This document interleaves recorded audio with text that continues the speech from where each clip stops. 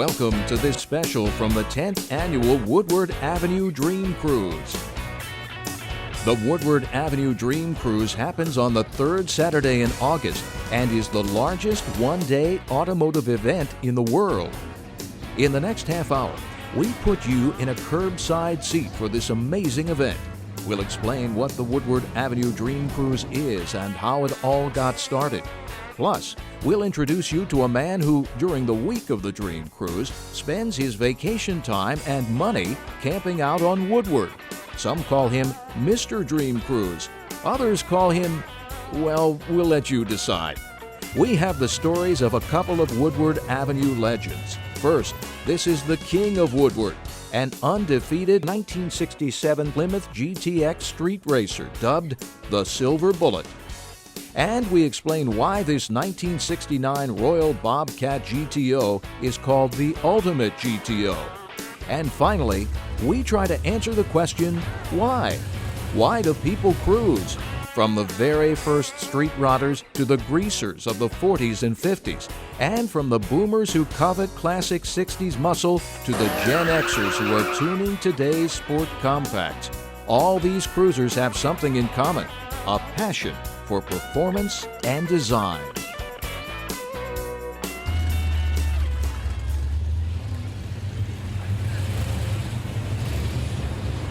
"2004 marks the 10th anniversary of the Woodward Avenue Dream Cruise, and in those 10 years, the Dream Cruise has grown to become the largest single-day automotive event in the world.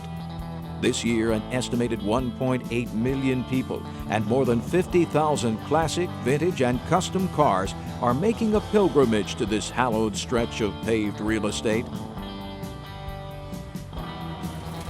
The Dream Cruise began in 1995 as a modest grassroots event designed to benefit a single charity and became an instant hit. That first year, organizers planned an attendance of 10,000 people. 250,000 showed up, and Detroit's cruising culture claimed the event as their own. The following year, the 9 communities that border Woodward came together and designated the third Saturday of each August as the official Dream Cruise date. The rest is history. This is the granddaddy of all cruises. Absolutely. Absolutely. Dream Cruise is the best car event in the world. It's a celebration of the automotive history. It's a celebration of Woodward Avenue, which has a legend of its own. Woodward Avenue is Detroit's main drag and the very first cruising strip. From its beginning at the Detroit River, Woodward Avenue follows the pathway of growth from the heart of the city to Pontiac, some 25 miles to the northwest. Along its way, Woodward's wide lanes and grass median connects 9 cities, all in Oakland County. But in particular, it is the 16-mile stretch of Woodward from the northern border of Detroit at 8 Mile Road on up to Orchard Lake Road near Pontiac that people around here have been cruising for decades. Well, we used to cruise down this way, but we used to race up the other side of Birmingham because there's no buildings, there's no houses, there's very few streets once you pass 15 going the other way.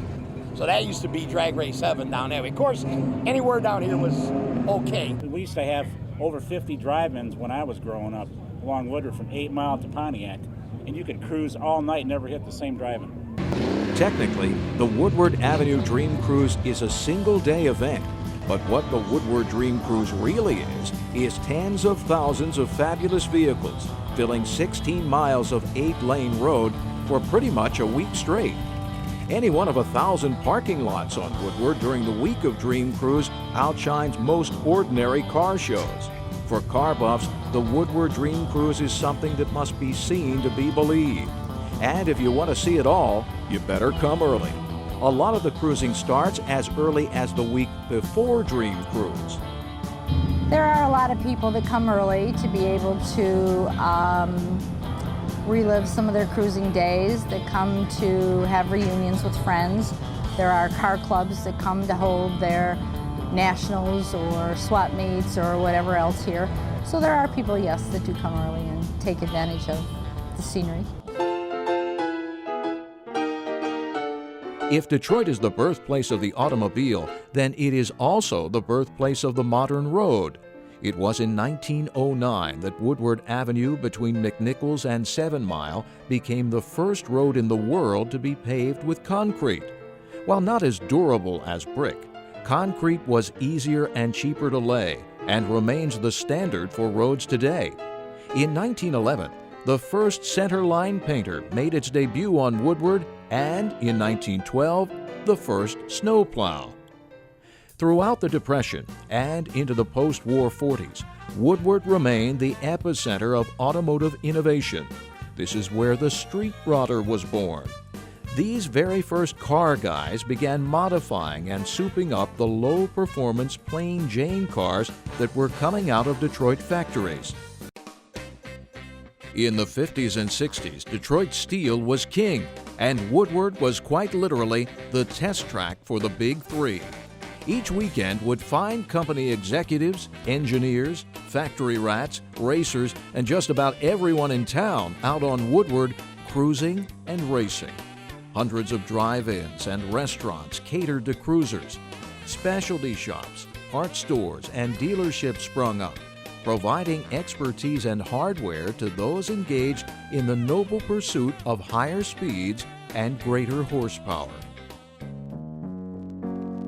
By and large, the 1970s were not kind to Woodward as the fuel crisis and new emission and safety standards took their toll on automotive design and performance. But the die was already cast, its reputation in stone. Woodward Avenue was a legend. Today, Woodward Avenue is synonymous with cruising, and on the third Saturday in August, Woodward becomes ground zero for cruisers from around the globe. And all this leaves little room for anything else. It's important to mention, as testament to the ethic of cruisers everywhere, that this event just may be the safest of its size. This year's Woodward Avenue Dream Cruise, like all 9 before it, remains unmarred by serious accident, injury, or crime. The Woodward Avenue Dream Cruise is orderly, courteous, and nothing but fun.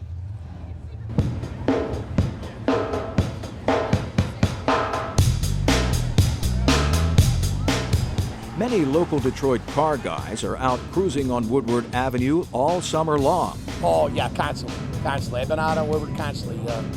I use this as an address sometimes. And for local gearheads, the Dream Cruise is something that you just don't miss. The only one I missed was the first year, and I had a friend of mine got married on the very first cruise. That was a bit of a disappointment.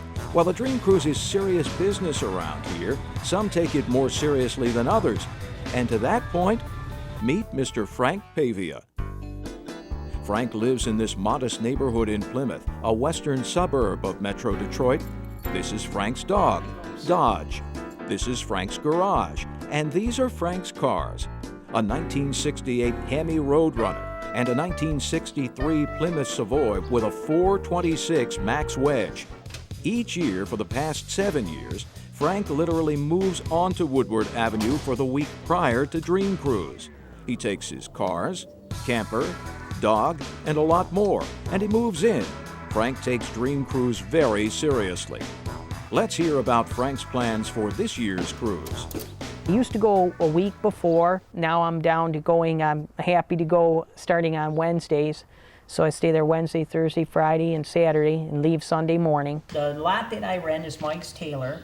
And this is Woodward Avenue headed south. Each year I collect something more for the cruise, something like tents for my buddies to be under, or entertainment, or things like of that nature for the actual cruise day.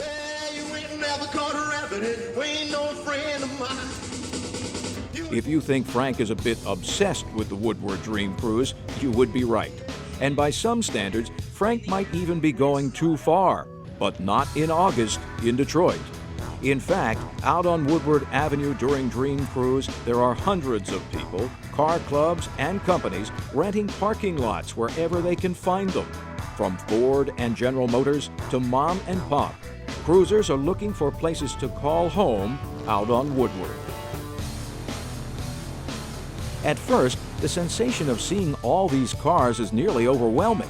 It's almost surreal. Senses become overloaded. But after being out here for a while, one begins to lose perspective and becomes a bit jaded. You begin to nitpick meticulously restored vehicles that on any other day you might give your left arm for. But there are a few cars out here that will always get your attention. Believe it or not, the priceless one-of-ones are out here too. And here are the stories of a couple of Woodward Avenue legends. Harold Sullivan has one of the most impressive Mopar collections in the world. He can't seem to help it. He came of age in the 1960s out on Woodward Avenue. His interest in cars was fueled by the racing culture that was thriving on Woodward at the time. There was one particular car that everyone admired. The car was legendary. It was a 1967 Plymouth GTX, powered by a 650 horsepower 426 Hemi. The car was called the King of Woodward, and legend had it that it could not be beat. Actually, it was a Chrysler test mule on Woodward Avenue, and the engineers would test a lot of high-performance parts. And a man named Jimmy Addison owned it back in the late 60s and early 70s. And not only was he a great mechanic, but he was a great driver. So he owned a Sunoco station on Woodward Avenue, and they would work on the car during the day, and then they would go out and test the performance parts at night with a lot of races. And these were serious racers. I mean, these guys would race for $200 and $300 a race, okay, which is a lot of money in today's standards. I mean, the car would do 1030s in a quarter mile consistently. Jimmy never lost, and that is the truth. Last year, Harold and Jimmy took the Silver Bullet to a local drag strip to see what it could still do. At 37 years old, the car is still very healthy. In 2 runs, the Silver Bullet turned a 1027 and a 1033 consecutively. Our next Woodward legend was born and bred of automotive royalty. This 1969 GTO was ordered by John DeLorean, who at the time was head of Pontiac, and the person who developed the first GTO in 1964. The car was to be modified and used for testing, marketing, and media events. The concept was to introduce the next generation of GTO muscle, the Tunnel Port 5 engine. DeLorean sent the car to the gurus of Go at Royal Pontiac to have it super-tuned, and then he took it to the street. Bill Schultz owns the Ultimate GTO and tells the story. It was a 400 cubic inch engine that utilized huge, round, tunnel port, high revving cylinder heads. And in its factory trim, the stock rating for the motor was supposedly to be 500 horsepower. They took it out on Woodward Avenue pretty much every night. And in the public's eye, the car was a terror. It was fantastic. Everybody knew it was a blueprinted stocker. This was the kind of car that you could walk into the dealer, plop down the money, buy a brand new car, have it super tuned by Royal, and you could still literally drive this car every day to back and forth to work, go on vacation, or pop slicks on it and go out on Woodward on a Friday night and just have a ball. It was Pontiac's answer to the LS6 Chevelle, the Hemi Chryslers. This was going to be their answer to that door.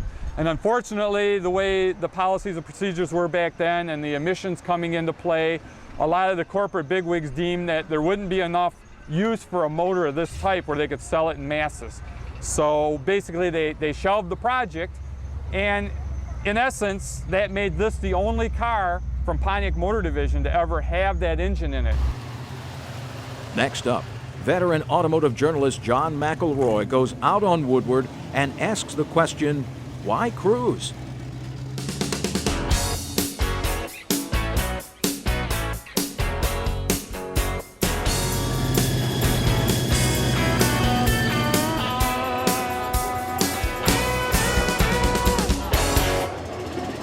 Here now to help us make sense of all this driving up and down and around a particular piece of road is veteran automotive journalist John McElroy. A car guy views the Woodward Avenue Dream Cruise as an extraordinary celebration of the automobile and a heartfelt tribute to the freedom the automobile offers us all. But if you're not a car guy, you might wonder, what's all the fuss about this machine? Luckily, I am a car guy and completely understand what the Woodward Dream Cruise stands for, But as a journalist, I feel compelled to explain to my vehicularly challenged friends just what cruising is all about.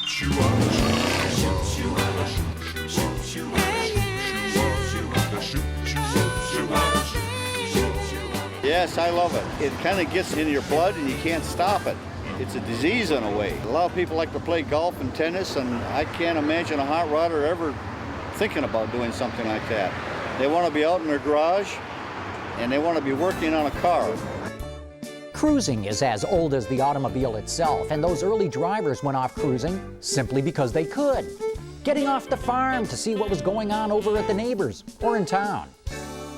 Now you had this vehicle in which you could go off some distance, farther than you could in a buggy, and you could get away from home. As the automobile evolved, so too did the cruisers. All my friends had Model A's at the time, and everybody was switching bodies. If I had a coupe and you had a Roadster, we'd agree to switch. We'd just take the bodies off and switch them.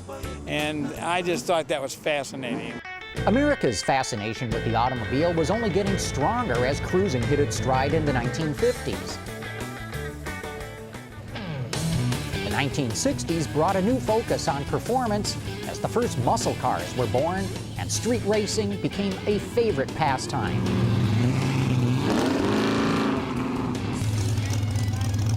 Generally speaking, cruisers are kids, or kids at heart. In fact, kids invented cruising in the first place, and it's kids who continue to reinvent cruising.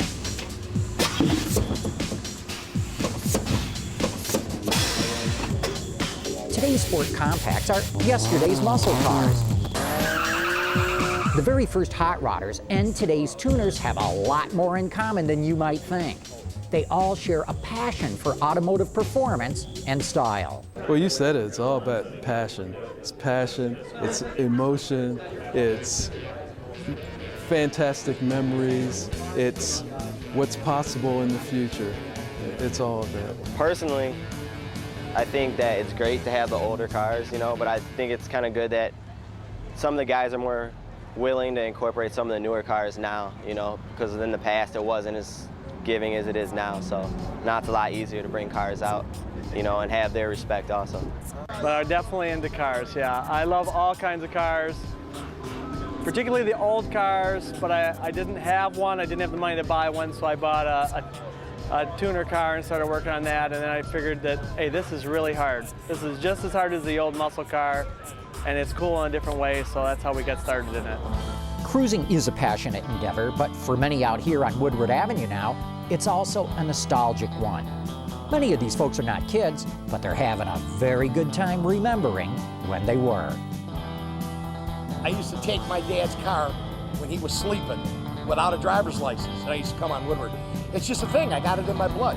It's kind of, I guess, a last grasp at a wonderful era for cars. I think we're in a time frame now that we're never going to see again. This is eventually going to go away and never happen again. Ed, I hope you forgive me if I respectfully disagree. You see, I believe cruising will be around as long as there's kids, cars, boulevards, and dreams. John, thanks for those insights on these cruisers.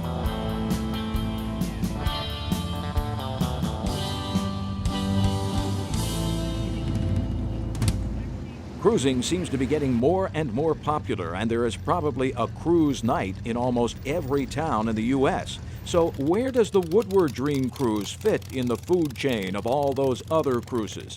Surely in all the country there must be a better place to cruise than Woodward.